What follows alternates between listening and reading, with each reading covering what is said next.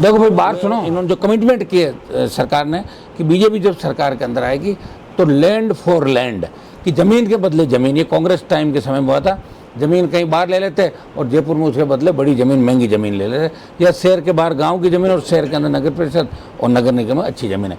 ये कांग्रेस के राज में भ्रष्टाचार हुआ और बीजेपी ने मुद्दा उठाया कि हम सरकार के अंदर आएंगे तो लैंड फॉर लैंड की जांच सीबीआई से कराएंगे, रीट एग्जाम जो हुआ लीक रीट का पेपर उसकी जाँच सीबीआई से कराएंगे, मिड डे मील की जाँच सीबीआई से कराएंगे, आरएस और इसका आरपीएच का पुनर्गठन करेंगे, एसआई भर्ती रद्द करेंगे। भारतीय जनता पार्टी ने एक भी वादा पूरा नहीं किया सिवाय बच्चों को गुमराह करने के। और चूंकि सोशल मीडिया पे उनका कब्जा है, मीडिया को कहीं न कहीं किसी न किसी तरह तंग करते रहते हैं। और आप देख रहे हो जिस तरह की टूट देश में मची रखी है कि जीतता कोई सी पार्टी से आदमी और टूट के चला कहीं भी जा रहा है। तो लोकतांत्रिक रूप से जो अपनी व्यवस्था है, इंदिरा गांधी ने इमरजेंसी लगाई थी और मोदी अमित शाह ने अघोषित इमरजेंसी देश में परमानेंट लगा दी।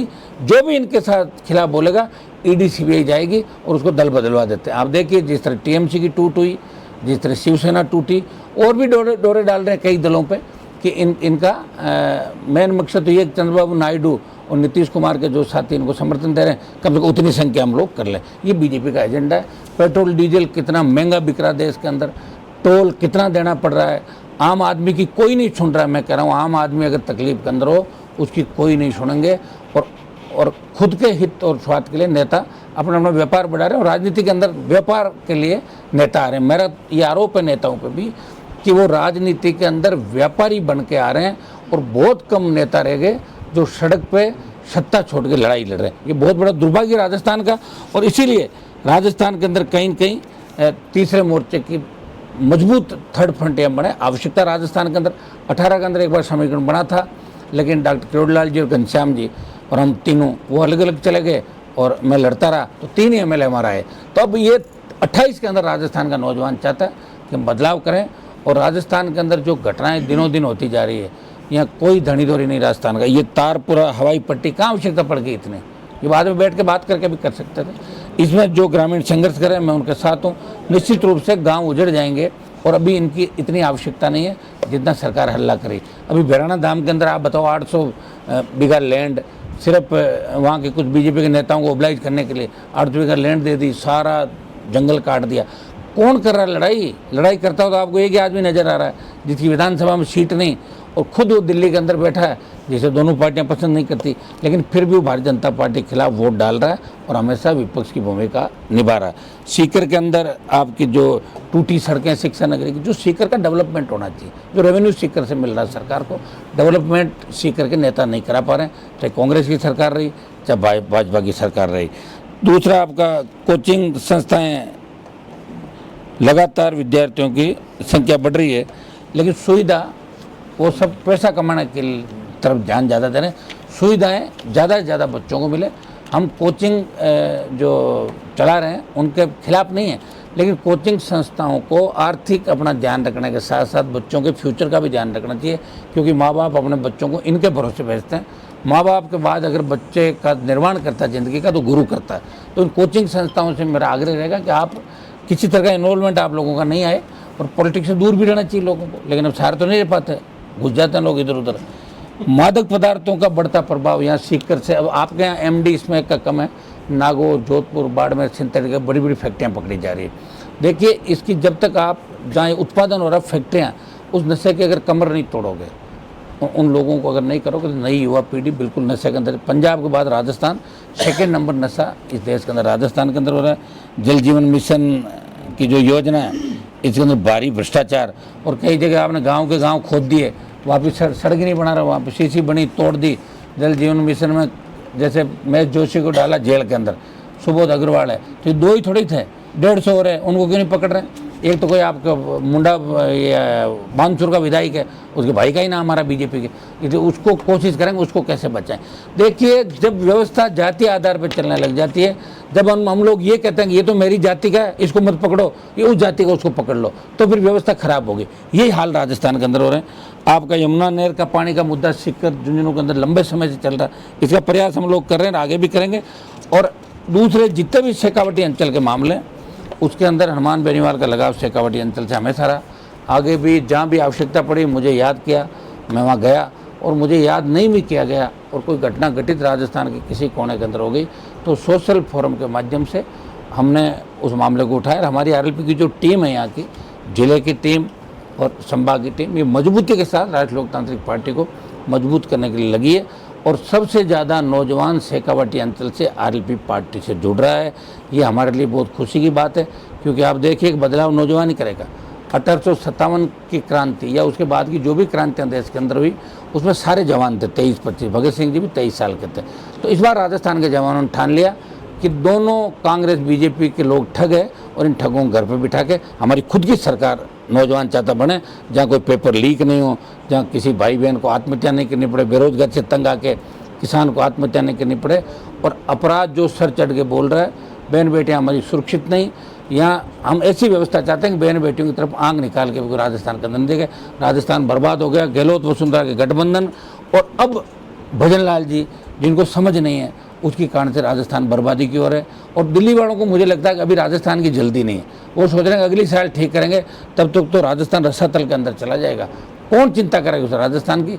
इसलिए हम समय समय पर आप देख रहे हो हुंकार के माध्यम से जगाने, सरकार को जगाने के माध्यम से, चाहे बजरी माफिया हो, चाहे अरावली को जब तोड़ा जा रहा था उसको रोकने की बात हो, इलीगल एक्टिविटी राजस्थान में कहीं भी हो रही है तो राष्ट्रीय लोकतांत्रिक पार्टी इलीगल एक्टिविटी का विरोध करती है। और समाज कंटक चाहे किसी भी जाति का, वो समाज कंटक के आरएलपी खिलाफ है।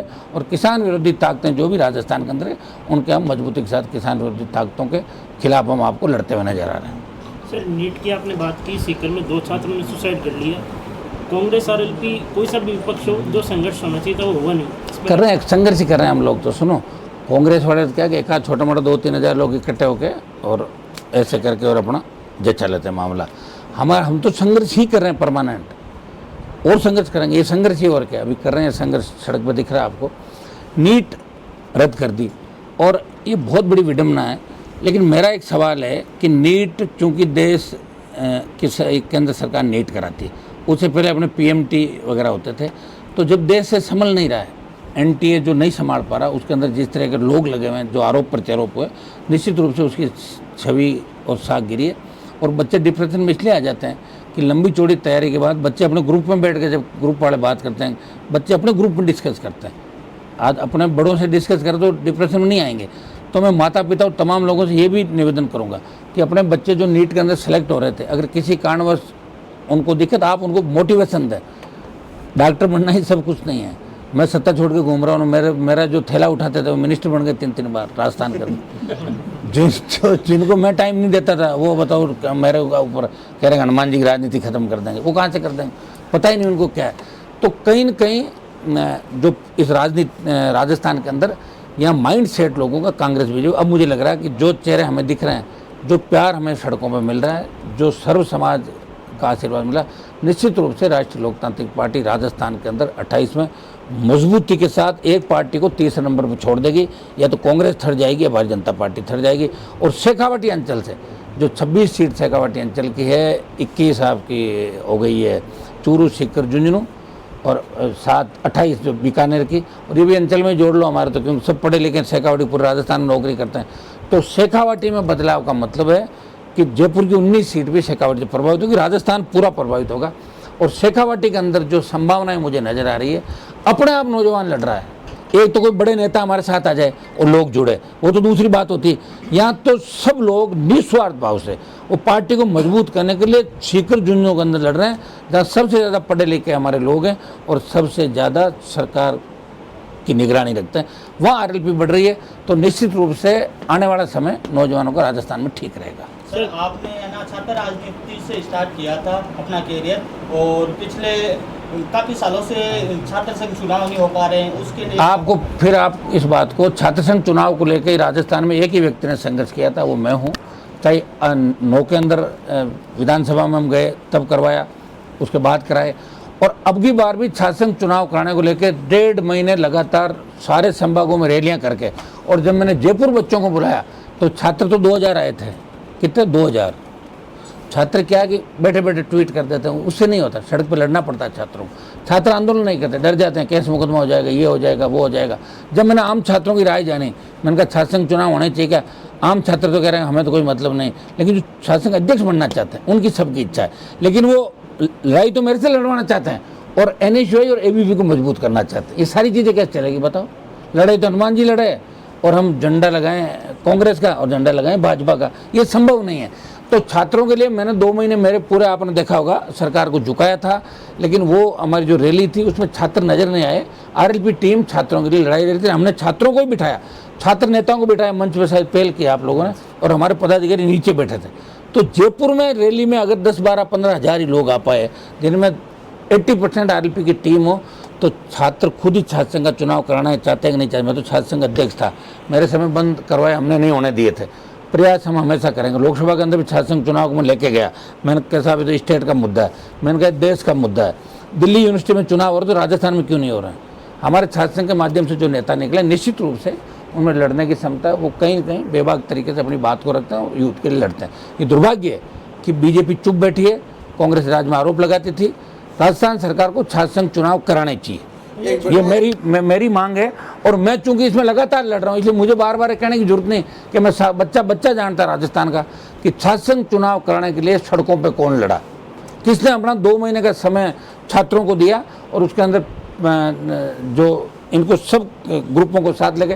क्योंकि मेरा तो छात्र संगठन नहीं RLP का, फिर भी मैं लड़ा कि हमारे गांव के बच्चे चाहे किसी भी तरीके से आ गए, चाहे किसी भी दल से आ गए, अच्छे बच्चे आगे आने चाहिए, तभी राजनीति के अंदर जो गंदगी उसको ठीक किया जा सके। एक बड़ी बात यहाँ सीकर झुंझुनू की बात करिए आप, तो झुंझुनू के अंदर एक मामला चल रहा है, नाम बदल पागो, इस्लामपुर न श्री रामपुर कर पागो, तो अब प्रकरण जो यूपी में चालू हो राजस्थान से का DMV को प्रयोग हो रहा है, तो ऐसी चीज़ की साहब राजस्थान के लिए। अब देखिए, ये तो देश अपने हिसाब से चला रहे हैं, क्यों विपक्ष तो है नहीं देश में, विपक्ष तो बोल नहीं रहा, डरे हुए बैठे, पार्टी नहीं तोड़ दे, ED नहीं आ जाए, CBI नहीं आ जाए, दिन में जोर से बोलते हैं, शाम को बीजेपी के नेताओं कहते हैं थोड़ा गलत थोड़े बयान दे दिया, एक बार कहो तो चेक करा के वापस दूसरे दिन सही बोलते हैं। ये हालत है सुनो इंडिया के अंदर। ये तो राजस्थान में अगर मुझे निकाल दो तो फिर कौन है विपक्ष, बताओ मुझे। पक्ष विपक्ष एक ही कमरे में मिलेंगे आपको। पहले भी मिला जुली का खेल चला और हमने देखो खेल खत्म करने का प्रयास किया। ये जो आप इस्लामपुर का नाम बदलने की बात, हाँ, जो हमारे RLP के राजेंद्र जी और सब लोग बड़ा गांव आंदोलन कर रहे हैं, किसी भी गांव के नाम का अगर बदलाव हो तो गांव के लोगों की इच्छा क्या है उसका ध्यान में रखते, ग्राम भावनाओं को ध्यान में रखते करना चाहिए। ये ठीक नहीं है। रोजगार क्यों नहीं दे रहे बीजेपी के लोग, नाम ही बदल रहे हैं। रोजगार दो ना बच्चों को, कितने बच्चे सुसाइड कर रहे हैं, रोजगार दो, पेट्रोल डीजल सस्ता करो। अब तो आप कह रहे हो ना भाई ईरान अमेरिका सब दोस्त है मोदी जी के, तो करवा दो 50 रुपये। अरे भाई 50-60 ही था UPA जब 14 के अंदर आई थी। 100 रुपये देना, वोट भी बीजेपी को देना, डंडे भी खाने, थाने में अपमान कराना, आत्महत्या भी करना, बीजेपी जिंदाबाद, और सरकार लाने के बाद करें सरकार अच्छी नहीं, और फिर वोट आए तो फिर वोट डाल देते हैं। तो मैं थोड़ा डालूंगा सारे वोट, वो तो लोगों को तय करना है कि हमें इन पार्टियों को घर बिठाना। अब ऐसा नहीं बीजेपी से नाराज हो जाए, कांग्रेस की सरकार बनो, थी ना वो 19 पेपर लीक हो, क्या करो कांग्रेस पार्टी से। अरे भैया, कांग्रेस पार्टी के नेता अपने परिवार का भला कर सकते हैं, लेकिन आम जनता का भला अगर कांग्रेस करती तो 70 साल में यमुना के पानी के लिए शेखावटी के लोगों को आंदोलन नहीं करने पड़ते। सर, शेखावटी के अंदर RLP का कुम्मा बढ़ रहा है, मगर कई क्षेत्र में देख रहे हैं कि RLP कार्यकर्ता हैं उनको मुक्त में लगाए जा रहे हैं, उनके ऊपर इनाम घोषित की जा रही है। अभी 500 से ज़्यादा कार्यकर्ताओं को जेलों में डाल दिया गया, लेकिन वो 500 को जेल में डाल दो 2 लाख तैयार होगा, हम जेल जाएंगे। RLP कोई यूँ ही नहीं है। सुनो, यहाँ तो एक को जेल में डाला, 40 कह रहे मुझे डाल जेल के अंदर, गलत। और ये जो सरकार ने परिवहन निगम ने एक अभियान चलाया भजन लाल जी कहने से, जब भजन लाल जी को बेराना दाम के अंदर मैंने उपाधि दी थी, वो तो आपको सबको ध्यान है, और उस उपाधि के बाद से वो नाराज हुए, बोले पकड़ लो गाड़ियाँ। तो उसके अंदर ये किया कि सिर्फ RLP का पोस्टर लगा हुआ लाल है उसको हटा दो, बीजेपी और कांग्रेस वालों को नहीं हटाएंगे। बढ़िया बात है ना, कांग्रेस बीजेपी एक हो गई, सामने RLP। हम तो यही चाहते हैं कि विपक्ष हम रहें, हमको इनसे डरने वाले थोड़े भजन लाल सरकार से। वसुंधरा और गहलोत सिंह ने डर लंबा समय निकला था और हमने यहाँ पे मजबूती के साथ लड़ाई लड़ी। जो RLP का नेता है, जो इनका भाई है, उसका ED CBI और राजस्थान की पुलिस कुछ नहीं बिगाड़ पाएगी, क्योंकि वो गलत काम नहीं करता, वो सच को सच कहने की हिम्मत रखता है, और इसीलिए लोग मुझसे प्यार करते हैं। 66 साल बाद पार्टी का निर्माण भी, जब सीकर की बड़ी रैली हुई थी 18 के अंदर, बीकानेर की रैली, बाड़मेर की रैली, नागौर और जयपुर की रैलियों के बाद पार्टी हमने बनाई, जो किसान आंदोलन में मोदी को छोड़ के मैं सड़क पाया, उस समय राजस्थान के लोग इस बात को नहीं समझ पाए, इसलिए सीटें 3 से 1 आ गई, 0 आ गई। अब सबके समझ में आ गई कि जब हमारे लड़ाके ही नहीं रहेंगे तो फिर लड़ेगा कौन अंदर, विधानसभा तो खाली है। आप देखिए 40% कमीशन लेते हुए विधायक पकड़े गए। SC ST का हमारा विधायक है, बाप पार्टी का, जो BJP का, उसको तो आपने जेल में डाल दिया। और 3 विधायक है वो, एक कांग्रेस का निर्दलीय, एक BJP का, जो खुलेआम 40% की डिमांड कर रहा है। तो सदाचार समिति को मामला दे दिया। क्यों बचा रहे हैं भाजपा के प्रदेश अध्यक्ष, क्या करना है? मैं प्रदेश अध्यक्ष को कहना चाहता हूँ कि आपका बचाने के पीछे मकसद क्या है? आपने कोई सेटिंग कर ली क्या उनसे? ये मेरा आरोप है भाजपा प्रदेश अध्यक्ष पे। मोदी जी तो कहता है ना कि नहीं खाऊंगा ना खाने दूंगा, तो फिर ये बात हो गई, मैं खाऊंगा और घुराऊंगा। कोई वो यही तो कर रहे हैं राजस्थान के अंदर। ये बहुत बड़ा दुर्भाग्य है। खबरगवा का सवाल है कि अभी एक ट्रेंड चलाया जा रहा है कि बेनीवाल को रोका जाए, बेनीवाल को रोका जाए, भरतपुर का मामला हो चाहे कुछ और मामले हो, क्या कुछ? देखिए, भरतपुर का जो मामला है, अभी मैं राजस्थान के जवानों से अपील करूंगा कि भरतपुर, धौलपुर और डीग जो नया जिला बना, इनके जो जाट समाज है वहाँ OBC के अंदर, राजस्थान में तो OBC में आरक्षण है भरतपुर, धौलपुर, डीग के जाटों का, लेकिन दिल्ली के अंदर उनको आरक्षण केंद्रीय सेवाओं में नहीं दिया जा रहा। उसको लेकर वो लगातार आंदोलित है। पहले भी उन्होंने आंदोलन किए थे। और ये भरतपुर का जो कार्यक्रम है, जाट आरक्षण संघर्ष समिति डीग, भरतपुर, धौलपुर, ये कार्यक्रम करा रही है। मुझे आमंत्रित किया, बहुत से नेताओं को आमंत्रित किया, और मैं जा रहा हूँ। मुझे बुलाया तो मैं जाऊँगा। मैं कोई आज लड़ रहा हूँ कि आरक्षण के लिए? 99 में लड़ा था, चाहे पानीपत मूवी का मामला हो, चाहे वहाँ के महाराज सूरजमल का किसी भी तरह का बात हो। सबसे ज़्यादा सूरजमल जी के संघर्ष को अगर कहता है कि सूरजमल जी ने 80 लड़ाई लड़ी, लेकिन जो सम्मान महाराज सूरजमल को मिलना चाहिए वो देश की सरकारों ने नहीं दिया। आपके बड़े शहर देश के होंगे, वहाँ कहीं भी मूर्ति नजर नहीं आएगी। और सूरजमल, महाराज सूरजमल ब्राह्मण के लिए भी लड़े, अपनी कौम के लिए भी लड़े, और 36 कौम के लड़े। आप एक बार उनका इतिहास उठा के देख लो। और भरतपुर का किला वो है जहाँ अंग्रेज भी नहीं आ पाए, अजय लोहागढ़ का दुर्ग है। और यहाँ जो रैली वहाँ हो रही है वो जाट समाज को आरक्षण दिलाने की रैली है। सोशल साइड में मैं देख रहा हूँ कि कई बच्चे कई तरह की बात वहाँ डाल रहे हैं। तो मेरा बच्चों से अपील रहेगी, राजस्थान के तमाम नौजवानों से, हरियाणा यूपी के तमाम नौजवानों से, दिल्ली के नौजवानों से, कि भरतपुर की रैली जाट समाज को, भरतपुर, धौलपुर, डीग के जाट समाज को आरक्षण दिलाने की रैली है, कोई राजनीतिक रैली नहीं है। और हनुमान बेनीवाल तो 5-5 लाख की रैलियां करके अपनी राजनीतिक ताकत दिखा चुके हैं, इसलिए उनको जरूरत नहीं कहीं जाके रैली करके अपनी ताकत दिखाए। लेकिन हमारे भाइयों का साथ देने के लिए तमाम राजस्थान से, यूपी, हरियाणा से लोग वो जाएंगे।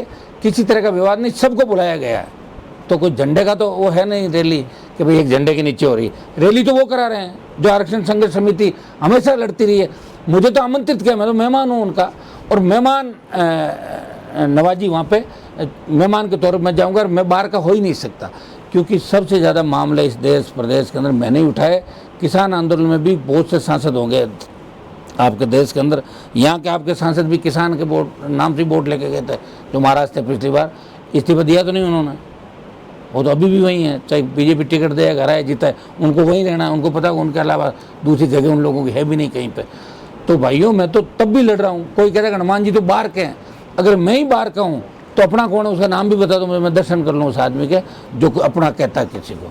ये भ्रामक प्रचार सोशल मीडिया पे भजनलाल जी की सरकार और वो गृह राज्य मंत्री बेडम, चूँकि उनका जिला है, इसलिए ये प्रयास करेंगे। अगर हनुमान जी ने यहाँ सभा कर ली और इस सभा में आगे 2-3 लाख लोग आ गए, तो फिर हम तो बिल्कुल उसमें चले जाएंगे डिप्रेशन के अंदर, या जो बचा खुचा वो भी खेल खत्म हो जाएगा। इसलिए सरकार परेशान है, और सरकार बार बार लोगों को कह रही तुम रैली का विरोध करो, तुम ये करो, वो करो, और बच्चे कुछ ना समझी की वजह से गलत पोस्टर डाल रहे। तो मेरा बच्चों से आह्वान रहेगा, राजस्थान के तमाम RLP कार्यकर्ताओं और नौजवानों से, को गलत टिप्पणी किसी के बारे में नहीं करे। ये जाट आरक्षण संघर्ष समिति ने हमें आमंत्रित किया, हम सब चलेंगे और रैली को सफल बनाएंगे। हमारा किसी से व्यक्तिगत झगड़ा नहीं, और राजनीतिक लाभ के लिए वहाँ नहीं जा रहे हैं। राजनीतिक लाभ के लिए तो बहुत सा टाइम पड़ा, जब चाहे रैली कर लेंगे, कौन मना कर रहा है हमारे को। और रैली कराने वाले विभिन्न पार्टियों के लोग हैं, वो BJP के लोग भी हैं, कांग्रेस के भी हैं, और RLP के लोग भी मिलके, और जाट समाज को। मैं तो ये कहता हूँ कि अगर इतनी चिंता रैली से है तो मुख्यमंत्री जी आप चिट्ठी मंगा दो आज ही कि आरक्षण के अंदर शामिल किया जाता है दिल्ली के किसी नेता की, रैली स्थगित कर देंगे हमारे। क्या मंगा लो चिट्ठी, हमें तो चिट्ठी चाहिए आरक्षण की। सर, खींवसर उपचुनाव को लेकर अमरा राम जी ने बयान दिया था कि हनुमान जी ने। अबे अमरा राम जी को हमारे को लड़ाते रहोगे क्या? छोड़ो। अमरा राम जी से मेरा सुनिए, मैं पहले मेरी बात सुनिए। अमराराम जी का मेरा पुराना प्रेम है। निश्चित रूप से अमराराम जी की बात कहनी चाहिए कि आरएलपी के बच्चों ने मुझे वोट दिया, और ये नारे तो बहुत टाइम से लगाते थे कि अमराराम दिल्ली जाएंगे, लगते थे ना, पहले गए थे क्या दिल्ली, वो आरएलपी के सहयोग से ही दिल्ली गए। लेकिन मैं फिर आरोप लगा रहा हूँ कि नागौर संसदीय क्षेत्र में कम्युनिस्ट पार्टी के 90% जो कार्यकर्ता थे वो ज्योति मिर्जा के साथ बीजेपी को वोट डाल रहे थे। ये मेरा आरोप है, इससे जवाब अमराराम जी दे दे, और मैं आपको अलग अलग क्लिप दे दूंगा कि है कम, संख्या कम है, वह है नहीं। एक मिनट, मेरे खींवसर में 7 बार चुनाव लड़ी कम्युनिस्ट पार्टी मेरे सामने, 7 बार में ही 49 वोट आएंगे, मिला 700 700 700 749। तो ऐसे चुनाव लड़ना ही नहीं होता। लेकिन मैंने अमराराम जी की दोनों जो थे मेरे पास टेलीफोन आते, इस बार भी एएसपी और हमने मदद की, और पिछली बार भी कि उनके खिलाफ सभा नहीं करी। थोड़ा सा वो बयान को समझ नहीं पाए। मैं बयान उनके सम्मान के अंदर जब ये हुआ था, उन्होंने मुझे आमंत्रित किया था यहाँ पे कि आप मेरा फार्म भरवाना हो, लेकिन मंच पे कुछ कांग्रेस के ऐसे नेता थे जिनके साथ मैं बैठ नहीं सकता, इसलिए मैंने उनको कहा कि पूरी टीम हमारी साथ है, सारे के सारे लगे हुए थे, इनके गाँव का उठा के आप देख लो। राष्ट्रीय लोकतांत्रिक पार्टी ने पूरी ताकत लगा के उनका स्वागत किया। और वहाँ भी आप देखोगे तो मेरी और अमराराम जी की सीट दोनों की एक ही जगह है। इसका मतलब हमारे में प्रेम है दोनों में, जो सीटें, और अमराराम जी हम विधानसभा में साथ लड़ते ही थे। अब उनका जो बयान था किस तरीके से उन्होंने दिया, ये चुनाव हारना करना ये तो चलता रहता है जीवन के अंदर, कोई इन चीज़ों को परवाह भी नहीं करता। हम जो लड़ाई लड़ रहे हैं वो एक सीट की नहीं, क्यों सर, जीत भी जाते तो कौन सा सीएम बन जाते हैं हम, एक सीट से कोई नहीं, कुछ नहीं होता। लेकिन हमने कांग्रेस, बीजेपी और तमाम दलों को एक जगह खड़ा कर दिया, डरा के, बुरा हनुमान को हराओ, सब घुस जाओ एक जगह। और यही राजस्थान के अंदर स्थिति हो रही है। सारे नेता बिखरे हुए, किधर जाएं कहाँ जाएं, कोई है ही नहीं, मिल ही नहीं रहा है, घर खाली है, कोई नहीं जा रहा काम के लिए, अकेले बैठे। हमारे यहाँ काम हो कि नहीं हो, बच्चे साथ ही चलते हैं, भाई साहब जब तक नहीं सोएंगे तब तक सोएंगे नहीं, उठेंगे तो फिर आ जाएंगे, पकड़े तो पकड़े, जमानतें हो जाएगी, गाड़ियाँ पकड़े तो और ले लेंगे फाइनेंस पे, नहीं तो फिर कर लेंगे, क्या फ़र्क पड़ रहा है भाई, लड़ना है अंतिम लड़ाई। और जिस तरह भगत सिंह जी ने लड़ाई लड़ी, वही लड़ाई हम राजस्थान के अंदर लड़ रहे हैं। मैं ये कह रहा हूँ बहुत से नए नेता आ रहे हैं राजस्थान में, अगर ये सारे हमारे साथ आ जाए अलग हो, लेकिन नहीं आएंगे लोग, लड़ नहीं सकते लड़ाई के अंदर। ये तजुर्बा मेरे को है, मुझे पता है कि लड़ाई लंबी। और एक अमराराम जी का आपको बता दूं कि जो सीकर के अंदर अनाज मंडी के अंदर बड़ा आंदोलन अमराराम जी ने किया, तो मैं और डॉक्टर साहब को लेके मैं आया था, और मैं उनके हर जगह साथ खड़ा मिला। वो चूँकि कांग्रेस बीजेपी के खिलाफ लड़ रहे हैं, इसलिए हमारा कोई मनभेद नहीं है, मतभेद छोटे मोटे हो चुके, वो अपनी पार्टी की चला रहे हैं। और अब चूँकि नए लोग आरएलपी को ज़्यादा पसंद कर रहे हैं, इसलिए थोड़ा सा उनके अंदर चिंता है इस बात की कि भाई आरएलपी को पसंद कर रहे हैं, मगर आपके संसदीय क्षेत्र के अंदर आपके जो नेता है जो अभी रामनिवास को 14 दिन की जेल पकड़े गए, हाँ, और जो बुराराम जी है वो लगातार उन पर इनाम घोषित, और मैं कितनी काट गया पहले पता है आपको जेल मैं तो पता नहीं कितनी बार जेल काट गया, एक भी एमएलए नहीं, सत्ता छोड़ के सड़क पे हूँ। अभी कौन सी आगे गारंटी मिलेगी सत्ता, क्योंकि राजस्थान में माइंड सेट है लोगों का। हिस्ट्री जो लिखी है राजस्थान की सही ढंग से नहीं लिखी गई, अगर सही लिख देता ना हिस्ट्री तो ज़्यादा लड़ने की सोचते भी नहीं लोग। मैं लड़ रहा हूँ, ये बहुत बड़ी बात है। एक आखिरी सवाल किसाना के बारे में आया, जो थोड़े दिन पहले सीकर में पकड़ हुए हो, सरकार के ऊपर भ्रष्टाचार का आरोप लगा, और जो रेकी करवा के लिए आया, क्या गया कि उगाई करवा के लिए आया, और किरोड़ी लाल जी मीणा के ऊपर आरोप लगा सीधा, तो बक ऊपर विपक्ष थोड़ा सा शांति रहे, क्यों रही हो शांत? वो तो उन्होंने बात करी हुई विपक्ष वालों से, धर्म भी करी ना सुनी मेरा बयान देख लें आप। मैंने कहा एसीबी की कार्रवाई सही है, लेकिन उसमें डॉक्टर साहब का जहाँ तक नाम आ रहा, तो मैं चाह रहा था 5-6 मंत्रियों के फ़ोन और सर्विलांस पर रखें, एक ही क्यों, 6 क्यों नहीं भाई, जोगाराम क्यों नहीं, परिवहन मंत्री क्यों नहीं, गृह मंत्रालय का खुद का सीएम के पास, उसके भी डीजीपी के फ़ोन सर्विलांस पर रखना चाहिए। आपका कन्हैयालाल क्यों नहीं, यूडीएच क्यों नहीं, बेडम क्यों नहीं, गजेंद्र खींवसर क्यों नहीं। मैंने ये कहा, मैंने कहा 7-8 का साथ ही कर लेते ना, तो पता लगता है कौन कहाँ है कहाँ नहीं। ये मैंने कहा था, मैं किसी का पक्ष नहीं ले रहा हूँ। क्लीन चिट तो सरकार देगी, लेकिन एक आदमी का कोई अगर पीछा करे और बाकियों को छोड़ दें, ये तो फिर लोकतंत्र में ठीक नहीं चलता। आरएलपी अपने संगठन को लेकर किस तरह से अब आगामी चुनाव के संदर्भ में और तमाम जो लड़ाई है उसको रूप देगी, संगठन स्वरूप में कोई परिवर्तन आएगा? संगठन अभी मतलब कार्यकारिणी की घोषणा हम नहीं कर पाए। हम एक दो फेस ऐसे हैं जो जिनको हम लाना चाहते हैं, वो फेस होने के बाद करीब करीब हमारा संगठन रेडी है, घोषणा करा देंगे उसकी। लेकिन बिना संगठन ही हमारे तो मजबूत है लोग, बिना संगठन के मजबूत है, अपना आप कर रहे हैं सारा। छात्र राजनीति में भी एंट्री मार दी है। कल प्रदर्शन भी हुई हो शेखावटी यूनिवर्सिटी में मायने, और शायद यूनिवर्सिटी में पहली बार हुई हो कि आरएलपी की एंट्री हुई है, क्योंकि छात्र नेता है जगह शपथ ग्रहण कर रहा है, पार्टी ज्वाइन कर रहा है। कहीं लगे है कि राजस्थान की हर कॉलेज हर यूनिवर्सिटी में मायने अभी छात्र संगठन की घोषणा जल्दी हम कर रहे हैं और छात्र संगठन हम खड़ा करेंगे। और हमें पूरी उम्मीद है कि छात्र और जवान इस बार आरएलपी के साथ रहेगा, चाहे वो किसी भी जाति का हो। वो राष्ट्रीय लोकतांत्रिक पार्टी को अपनी पार्टी के रूप में देखता है। हमें चाहेंगे कि राजस्थान की तमाम जातियों के नेता आगामी समय के अंदर आरएलपी ज्वाइन करते हुए आपको नजर आएंगे। और जब टिकट हम बांटते हैं तब जाति नहीं देखते, हर जाति को टिकट हमने इस बार भी दिए जब 57 या 63 लड़े, और पिछली बार भी हर जाति के नेता को हमने टिकट दिया था। दिक्कत मैं आपको क्या कह रहा हूँ, राजस्थान में माइंड सेट है, वो कैसे मिटें, तो उसका प्रयास हम करें। वो नए सिरे से हम इसको बच्चों को ट्रेनिंग दें कैसे काम करना, सर कैसे वर्तमान में जिला सरकार जो धार्मिक स्थल है उनको टारगेट कर रही है, गलत एक दिन है। पहले नोटिस देती है, उसके बाद तोड़ दिया जाता है। देखिए बिल्कुल गलत है। धार्मिक स्थल जो भी है वो आस्था के केंद्र है, चाहे वो मंदिर है, चाहे मस्जिद है, चाहे गुरुद्वारा है। उसके अंदर सरकार को अगर बहुत बड़ी आवश्यकता हो कि भाई कोई छोटा मोटा धार्मिक स्थल रोड के बीच या कोई और किसी जगह आ रही हो तो सरकारी कोई योजना हो, तो वह लोकल लोगों से बात करनी थी, पहले बात करके उनको कहना चाहिए हम दूसरी व्यवस्था आपकी करेंगे। ये जनहित तो राज्य हित के अंदर होना चाहिए, व्यवस्था बस किसी को टारगेट नहीं करना चाहिए। तारपुरा एयरपोर्ट 4000 बीघा और बस सारी जमीन है जो कि खेती की जमीन है, और बी के ऊपर एयरपोर्ट बना दो, रुकवा देंगे उसको, विरोध भी बहुत रुकवा देंगे। रिको रुकवाए ना जैसे तारपुरा भी रुकवा दें। अभी एक बार देखते हैं आंदोलन यहाँ से बढ़ के थाने कितना। सेक्टर गजेंद्र सिंह खीमसर हॉस्पिटल वालों बयान आयो हो के नाश्ता आया है। वो उनके पारिवारिक कलेश से अभी ज़्यादा जूझ रहे हैं, मैं ज़्यादा नहीं कहना चाहूँगा। अंदर राड बड़ी हो गई है, जल्दी बाहर आएगी आपके, ठीक है। एक युवा के ऊपर में ट्रेंड में चल रहे हो, कॉकरोच जनता पार्टी खूब छुट्टियां पकड़ी, खूब रैलियां के बारे में हुई, तो आरएलपी भी युवा ने कैप्चर कर पाया कि राहुल गांधी कोटा के अंदर रैली हमने तो कर ही रखा, हमने तो कर ही रखा कैप्चर किया। हमारे जो लोग हैं उनको कैप्चर करने के लिए दूसरी पार्टियां घूम रही है। युवा तो हमारे साथ ही है राजस्थान में सबसे ज़्यादा। युवा हमारे जो युवा है उनको कोई कैप्चर नहीं कर सकता, न तो राहुल गांधी कर सकता है न कोई दूसरे वाले कर सकता। आपने भी माइंड सेट चेंज करने की बात कही, करीब 2-2.5 साल का समय बचा है चुनाव में, तो आपको लगता है माइंड सेट तो चेंज? रेडी हो गया मामला। कुछ पिछली बार हमारे रिजल्ट कमज़ोर रहने के ये भी कारण है। देखिए आर्थिक तंगी, 1 रुपये का चंदा नहीं लिया हमने आज तक, ये बात आपको देनी चाहिए। मैं देख रहा था मीडिया ने छापा था कि बीजेपी कांग्रेस और कम्युनिस्ट पार्टी ने चंदा लिया, ये मीडिया की खबर थी। तो उसके अंदर एक चीज़ और डाल देता ना, आरएलपी ने नहीं लिया, तब हमारे पक्ष आपने 3 का छाप दिया, लिया और नहीं लिया उसका नहीं छापा। अब आइंदा जब भी खबर छापें तो ये भी छापें कि इस पार्टी ने नहीं लिया और इन्होंने लिया, तभी सही होगा, तो नहीं तो कैसे होगा बताओ। हम छोड़ देंगे हमारी खबर, ये तो आप ले लो खबर अपने आप को लग जाएगा।